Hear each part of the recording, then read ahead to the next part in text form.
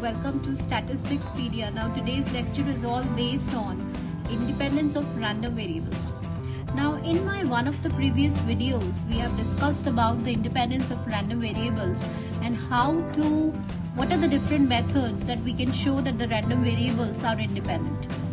Now in today's lecture we will implement that formulas onto some of the questions.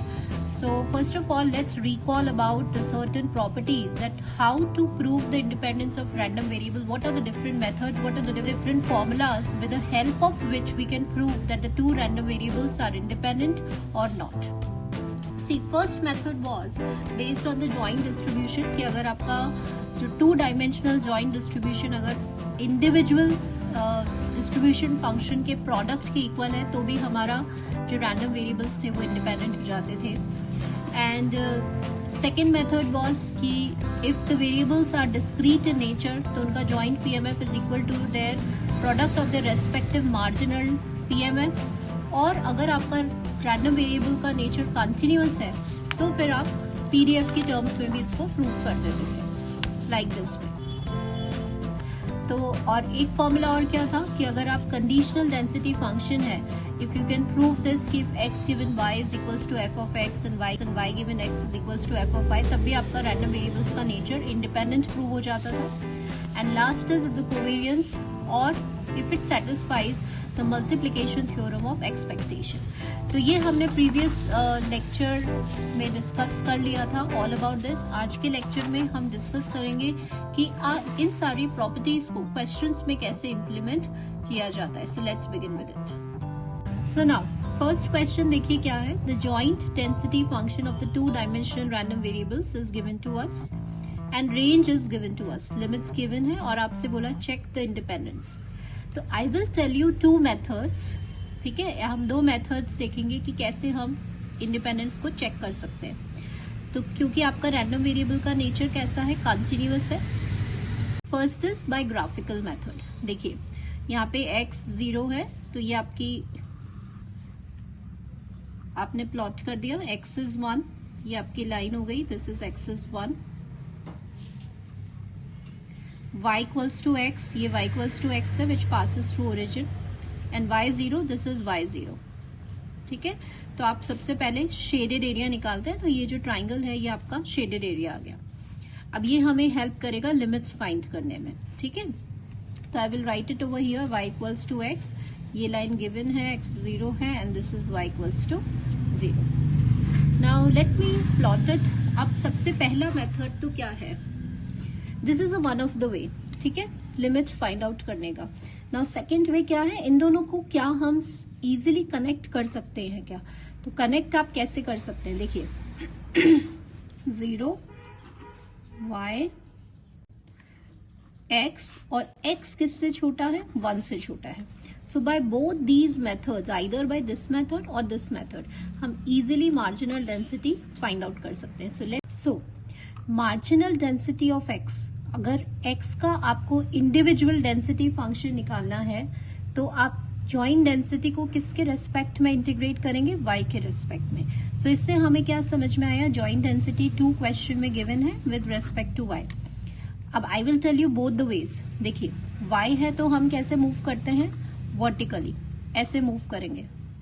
तो graphical method से limit y कहां से शुरू हो रहा है, 0 से, और कहां खत्म हो रहा है, इस वाली लाइन पे. इस वाली लाइन पे y की क्या वैल्यू है, x. या तो आप इसको इस तरह से देखेंगे. अगर आपने जो लिमिट्स कनेक्ट किया है वहां से भी आप देख सकते हैं आपको y की लिमिट फाइंड आउट करनी है, ये वाली लिमिट. तो y कहां से कहां तक रेंज कर रहा है, from 0 to x. So from both the ways you can evaluate. I find it this is much easier क्योंकि आपको सिंपली इसको रिलेट करना होता है.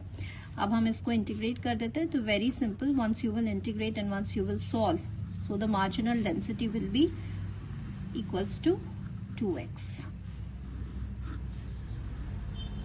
Yes, now we need to find the marginal density for y. Now see students, in order to find the marginal density of y, आपको joint density को integrate करना होता है with respect to x.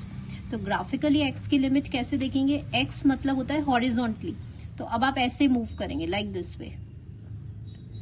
ठीक है, which I am marking by red pen, ऐसे move करेंगे।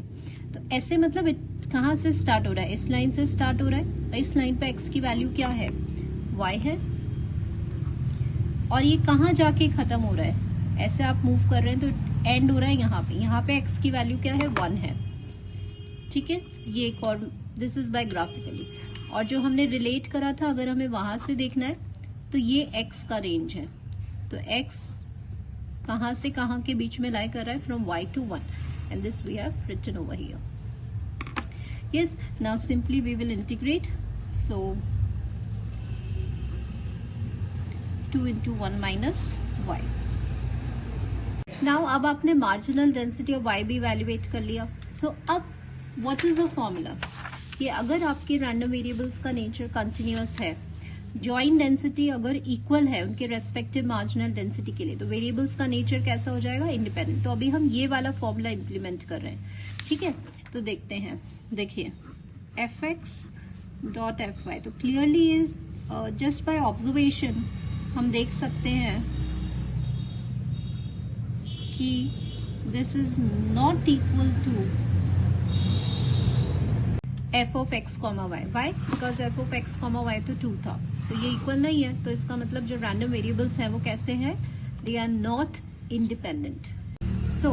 तो ये तो आपका ये वाला फॉर्मूला इंप्लीमेंट हमने किया था। अभी हम इसी पे we will also evaluate this formula, ठीक है। By both the ways we can do it, but this is just to tell you कि कैसे हम ये सारे फॉर्मूलेस को क्वेश्चन में इम्प्लीमेंट कर सकते हैं, ठीक है। सो मेथड 2 एक बार और देख लेते हैं। अब ये मेथड 2 में क्या करना है, अगर आपका conditional density function of x given y if it is equal to fx, तब तो आपका वेरिएबल का नेचर क्या हो जाएगा, independent. And similarly for y given x, तो इसके लिए हमें क्या फाइंड करना है, conditional density for x given y। So let's begin with it. So here we have done f of x given y। Conditional density का formula क्या होता है, f of x, y by fy। And simply जो हमने जो values निकाली थी उसको आपने यहाँ पे सब्सटीट्यूट किया, this is 1 by 1 minus y।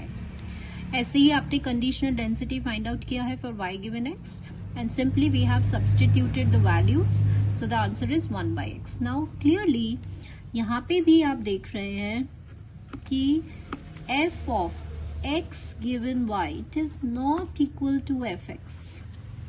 yes, it is not equal to, ये जो है वो density function of marginal density function of fx की इक्वल नहीं है। Similarly y given x, it is not equal to f of y। yes, so from here what we can conclude that x and y, they are not the independent variables। now एक और question हम देखेंगे।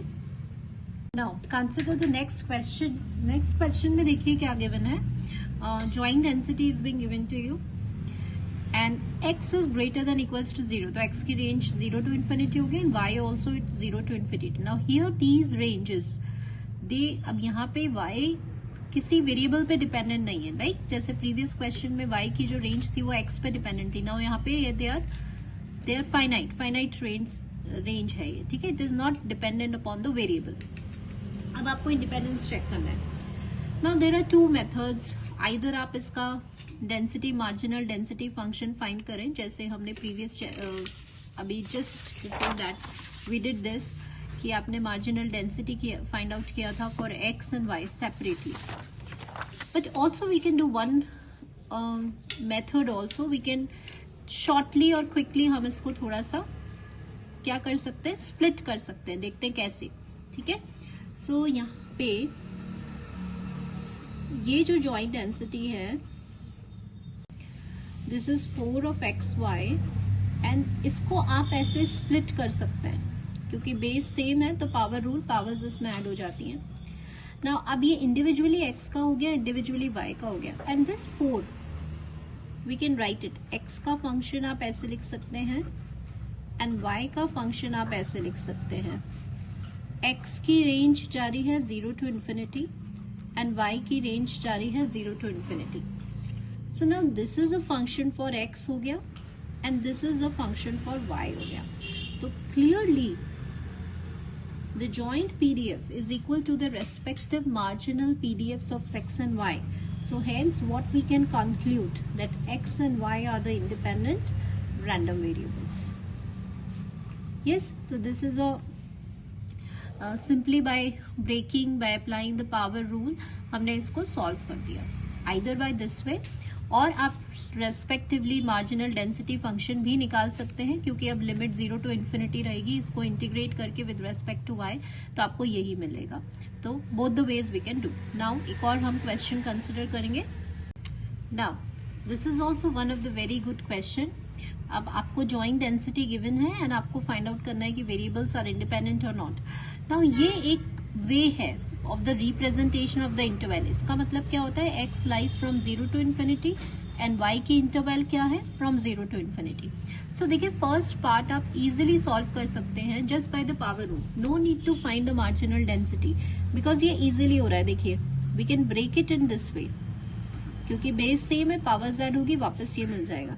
तो अब इससे हम क्या conclude कर देंगे कि this is a function marginal density of x and this is a marginal density of y.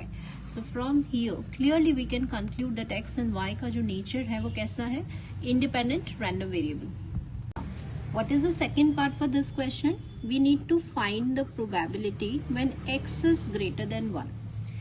तो greater than 1 मतलब आपको जो marginal density है x का, x किससे बड़ा है, 1 से बड़ा है, और छोटा किससे है, इन्फिनिटी से छोटा है. तो आपको मार्जिनल डेंसिटी को इंटीग्रेट करना है. And what was that, f x क्या था आपका, e minus x into d x. What is the integration for e to the power of minus x, ये हो गया. Upper limit e minus infinity होता है 0 माइनस लोअर लिमिट, तो ये हो गया आपका e minus 1. So ultimately answer क्या आया आपका, 1/e. नाउ इसका जो थर्ड पार्ट था वो था आपको इसकी प्रोबेबिलिटी इवैल्यूएट करनी है. नाउ यू नो दैट कि conditional probability p of a given b क्या होता है, p of a intersection b by pb. तो यहाँ पे हमने वही फॉर्मूला लगा दिया. Now we have to find the common area. ठीक है.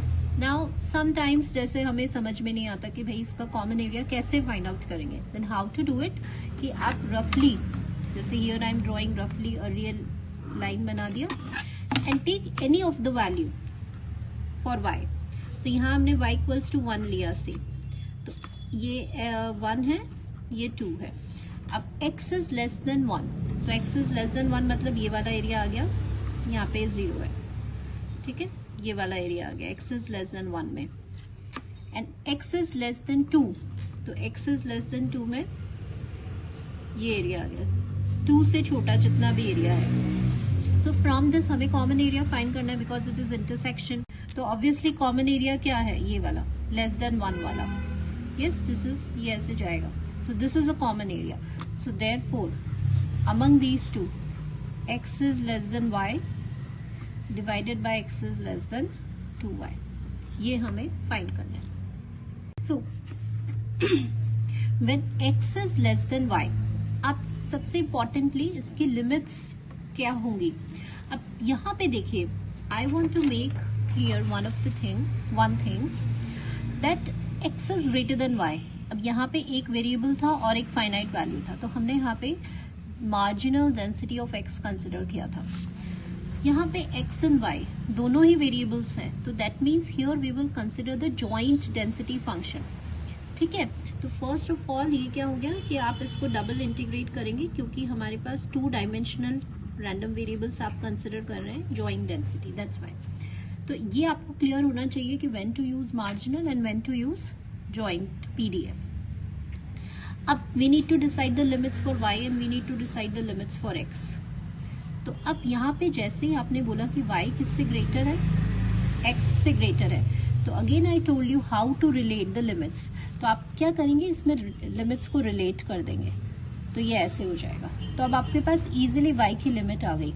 y की लिमिट क्या है, greater than x and less than infinity. Now remember one thing कि जब भी आप डबल इंटीग्रेशन यूज करेंगे तो आपकी जो लास्ट लिमिट होगी वो फाइनाइट होनी चाहिए, उसमें वेरिएबल कहीं नजर नहीं आना चाहिए. तो x का रेंज क्या है, from 0 to infinity. This is how we can integrate. अब आपका जो क्वेश्चन में गिवन है joint PDF, we will simply now आपने यहाँ पे जॉइंट सब्सटीट्यूट वैल्यू किया, now we have to integrate with respect to y। तो x अभी कांस्टेंट है तो उसको हमने ब्रैकेट से बाहर रखा है, and we will integrate this with respect to y. What is the limit for y? X to infinity. So once we do the integration, it is minus e to the power of minus y, and then we will put the limits to dx. So this is upper limit, so e minus infinity 0 minus lower limit, that is e minus x into dx. Now this minus and minus will become positive, और ये हो जाएगा e minus 2x into dx. So e minus 2x का integration क्या होता है? See, we know this integration, e minus ax dx. It is minus 1 by a e to the power of minus x. तो यहाँ पे a 2 है तो आप सिंपली पुट करेंगे. Again we will integrate this upper limit minus lower limit. तो e to the power of minus infinity minus lower limit, that is 1. So answer is half. Yes. So अभी हमने सिर्फ ये numerator part evaluate किया है. Now we have to also evaluate the denominator part. See, always go for the same concept so that it is easy to learn also. और वो एक standard method हो जाता है. जैसे हियर आई टोल्ड यू कि यहाँ पे आप पहले देखिए कि क्या है, X and Y both are involve, तो that means we have to integrate the joint PDF. Secondly what I told you, अब यहाँ पे X is less than 2y है, so we have to decide the limit. So one thing what we have to keep in mind is कि आपकी जो last unit है वो finite होनी चाहिए, उस पर वेरिएबल कहीं नहीं आना चाहिए. तो ये तो ठीक है, x की लिमिट आपको पता है कि 0 टू इन्फिनिटी हो जाएगी. y की लिमिट डिसाइड करनी है तो बिल्कुल वैसे ही फॉलो करेंगे जैसे हमने यहाँ स्टेप्स में फॉलो किया था. तो आप पहले क्या लिख लीजिए, x is less than 2y. अब x 0 से बड़ा है और इन्फिनिटी से छोटा है, this we know, but here it is 2y. ठीक है, so what we will do, we will simply divide. So now it becomes easy. y की लिमिट क्या हो गई, x बाई 2 से इन्फिनिटी, एंड ये लिमिट, बाहर वाली लिमिट हमेशा वेरिएबल इंडिपेंडेंट होना चाहिए, फ्री फ्रॉम जो लास्ट यूनिट है it must be free from variable. तो इसका लिमिट हो गया 0 to infinity. Now simply we have to put the value. So आपको इसको इंटीग्रेट करना था विद रेस्पेक्ट टू y. तो x आपने बाहर ले लिया from outside the bracket, and इसका इंटीग्रेशन होता है minus e to the power of minus y. Now we will substitute the limits. So upper limit e minus infinity 0 minus lower limit to dx. So this minus minus will become positive. Now base is same, simply do this.